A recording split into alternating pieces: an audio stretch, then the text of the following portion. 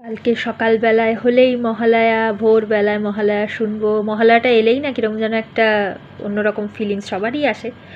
তো এখন বাজে 12টা বাজতে 5-10 এরকম হবে, আমাদের একটুখানি বেশি বেজে গেছে কারণ ঘড়িটা আমাদের অনেক বেশি ফাস্ট।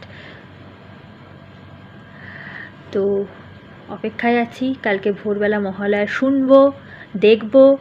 হ্যাঁ, তো তাড়াতাড়ি শুয়ে পড়ি, নইলে দেরি হয়ে যাবে। দেখা যাক কালকে সকালবেলা উঠতে পারি কি পারি না, ঠিক আছে?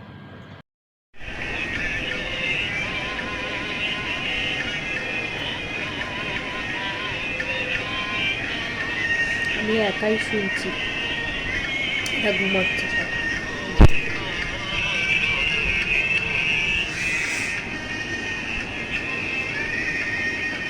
রামচন্দ্র